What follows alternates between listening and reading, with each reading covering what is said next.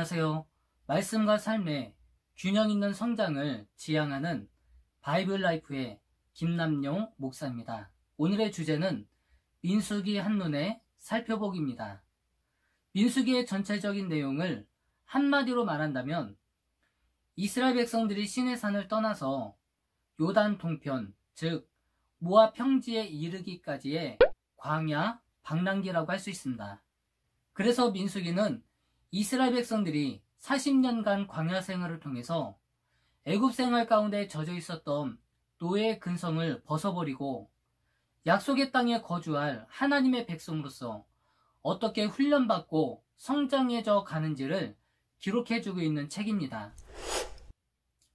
민수기는 앞에 위치하고 있는 출애굽기 그리고 레위기와 연속성을 가지고 있습니다. 그래서 출애굽기에서는 성막이 완성되었고 레위기에서는 제사제도가 완비되었으며 이어서 민수기에서는 약속의 땅 가나안에 들어갈 만반의 준비를 마치며 이야기의 흐름이 이어지고 있습니다. 히브리어 성경에서 민수기의 이름은 광야라는 뜻의 메미드바르입니다. 그런데 72년 성경에서 숫자들이라는 뜻의 아리트모이로 바꾸었습니다. 그리고 영어 성경이 헬라어와 라틴어의 전통을 따라서 넘버스라고 하였습니다. 그래서 우리나라 성경도 민수기가 된 것입니다. 이처럼 민수기가 원래 광야에서라는 뜻에서 벗어나서 넘버스가 된 이유는 민수기 안에 인구조사가 2번이나 기록되어 있기 때문입니다. 이것은 이스라엘 백성들의 숫자를 계수하는 사건이 얼마나 중요한 의미를 가지고 있는지를 말해주고 있기 때문입니다. 민수기 1장에서 하나님은 모세에게 20세 이상으로 싸움에 나갈 만한 자를 계수하라고 하셨는데 이때 숫자가 60만 3,550명이었습니다. 그리고 26장에서는 가나안 땅에 들어가기 직전 모압 평지에서 출애굽 2세대들을 다시 한번 계수하게 되었는데 이때 숫자가 60만 1,730명이었습니다. 이것은 광야 생활 40년 동안 이스라엘 백성의 숫자가 줄지 않고 그대로 보존되었음을 말해주고 있는 사건입니다. 특별히 가데스 바네아 사건으로 9세대들은 모두 광야에서 죽었지만 그럼에도 불구하고 하나님께서는 그들을 대신해서 출애굽 2세대들을 보존시켜 주셔서 이스라엘 백성과 맺은 언약을 이루어 주십니다. 히브리어로 광야를 미드바르라고 하는데 이 단어는 말씀이라는 뜻을 가지고 있는 다마르라는 단어와 같은 어근을 가지고 있습니다. 이것은 광야와 하나님의 말씀이 서로 연관되어진 단어로 하나님이 광야에서 이스라엘 백성들에게 말씀하신 것입니다. 광야는 황량한 곳으로 어느 곳에서도 도움을 받을 수 없는 장소입니다. 그러므로 광야에서는 오직 하나님의 말씀을 전적으로 믿고 의지해야만 살아갈 수 있는 곳입니다.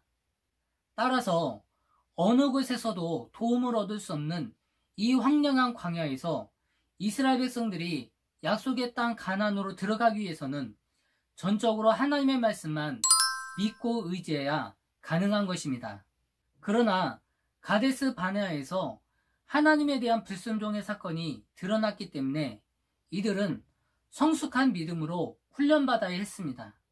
그 기간이 무려 40년 동안 이어지며 철저하게 훈련받고 연단받으며 진정한 하나님의 백성으로 만들어져 가고 있는 것입니다.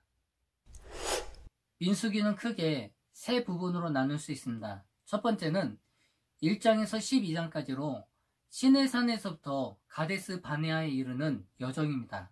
두 번째는 13장에서 19장까지로 가데스 바네아에서 시작된 광야 방랑기입니다. 마지막으로 세 번째는 20장에서 36장까지로 가데스 바네아에서 모압 평지에 이르기까지의 여정으로 구성되어 있습니다. 이것을 조금 더 자세하게 살펴보겠습니다. 민수기는 출애굽 2년 2월 1일부터 있었던 일을 기록하고 있습니다. 1장에서 12장까지는 시내산 아래에서 약속의 땅 가나안으로 떠날 준비를 하고 있는 것으로부터 시작하고 있습니다. 장정을 개수하고 진을 배치하고 떠날 채비를 마친 후 나팔을 불고 시내산을 떠납니다.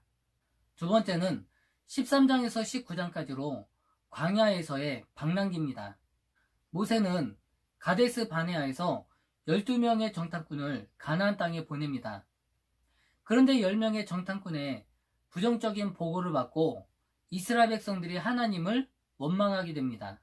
그러자 하나님께서는 이스라엘 백성들을 38년 동안 바란 광야에서 생활하게 하셨습니다.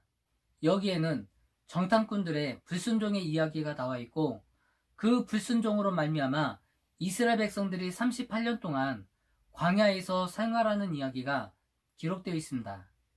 세 번째는 20장에서 36장까지로 가데스 바네아에서 모압 평지까지 이르는 이야기가 기록되어 있습니다. 이스라엘 백성들은 가데스 바네아 주변을 돌고 돌아 38년이라는 시간이 흐르게 되었습니다. 이때 출애굽 1세대들은 광야에서 다 죽게 되었고 2세대들로 바뀐 상태였습니다. 이제 출애굽 2세대들은 광야 생활을 마치고 가나안 땅을 향해서 진군하여 요단 동편 모압 평지에 이릅니다. 그리고 이 모압 평지에서 출애굽 2세대들에게 모세가 마지막 고별 설교를 하며 그 끝을 맺고 있습니다. 그래서 이스라엘 백성들의 거듭되는 불순종에도 불구하고 하나님께서는 그들과 맺은 언약을 끝까지 이루시며 성취하시는 모습을 증거해주고 있습니다. 이스라엘 백성들의 이러한 불순종의 모습은 우리와 별반 다르지 않습니다. 우리 역시 쉽게 넘어지며 좌절하고 불평할 때가 많이 있습니다. 그럼에도 불구하고 하나님은 우리를 향한 사랑과 우리에게 주신 언약을 잊지 않고 끝까지 그 언약을 이루시며 성취하시는 분이십니다. 그러면 이제 우리가 해야 될 일이 무엇일까요? 그것은 신실하신 하나님을 끝까지 믿고 신뢰하며 그분만을 의지하며 바라보는 것입니다. 오늘 이 말씀을 통해서 우리는 여전히 부족하고 믿음이 연약하지만 그럼에도 불구하고 신실하신 그 하나님을 바라보며 믿음으로 승리하며 살아갈 수 있는 우리 모두가 되시길 바랍니다. 오늘의 말씀이 여러분의 신앙생활에 도움이 되셨다면 구독과 좋아요로 바이블 라이프를 응원해 주시기 바랍니다. 물이 바다를 덮음같이 여호와를 인정하는 것이 세상에 가득하게 되는 그날까지 바이블 라이프는 계속됩니다. 감사합니다.